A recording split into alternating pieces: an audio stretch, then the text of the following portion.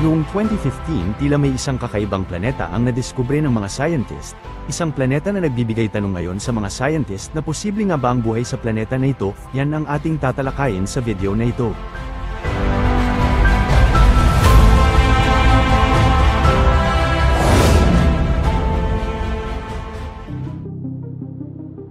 Isang planetang may buhay ang natagpuan ng mga scientist.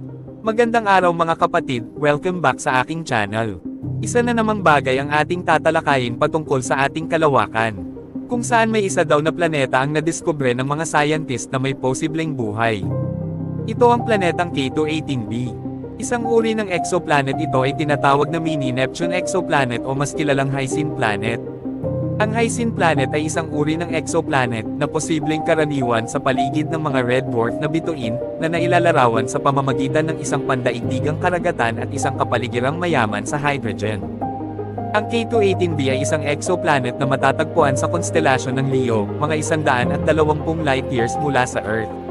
Natuklasan ito noong 2015 gamit ang Kepler Space Telescope, at kasunod na rin itong inobserbahan ng James Webb Space Telescope (JWST) upang masusing pag-aralan ang kanyang atmosfera. Mga katangian ng K2-18b. Ang K2-18b ay isang sub-Neptune na may masa na 8.6 beses ang bigat ng Earth at radius na 2.6 beses na mas malaki kaysa sa ating planeta. Umiikot ito sa bituin na tinatawag na K2-18, isang uri ng pulang dwarf star. Ang planeta ay nasa tinatawag na habitable zone, ang distansya mula sa kanyang bituin kung saan ang temperatura ay maaaring magtulungan upang magkaroon ng likidong tubig sa ibabaw. Noong 2015 na-discover ng Hubble Space Telescope ang exoplanet, at noong 2019, natuklasan ng Hubble Space Telescope ang water vapor sa atmosfera ng K2-18b, isang mahalagang indikasyon na maaaring may likidong tubig sa ibabaw ng planeta. Noong 2023, ginamit ang JWST upang mas pag-aralan ang atmosfera ng K2-18b.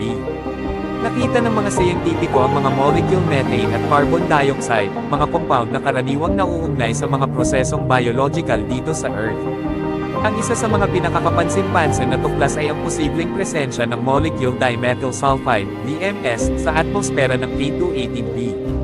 Sa Earth, ang DMS ay pangunahing nililikan ng mga mikrobyo sa dagat tulad ng mga phytoplankton. Ang pagkakaroon ng DMS sa atmosfera ng K2-18b ay maaaring magpahiwatig ng presensya ng buhay, bagaman ito ay nangangailangan pa ng masusing pag-aaral upang matiyak. Dahil sa mga natuklasang ito, inilarawan ang K2-18b bilang isang Hyacin world, isang uri ng planeta na may hydrogen-rich atmosphere at posibleng may liquid water ocean sa ilalim ng makapal na atmosfera. Ang ganitong uri ng planeta ay hindi pa natutuklasan sa ating solar system, kaya't ang K2-18b ay isang mahalagang target para sa mga susunod na misyon sa kalawakan. Ang K2-18b ay isang natatanging exoplanet na may mga katangiang maaaring magpahiwatig ng posibilidad ng buhay.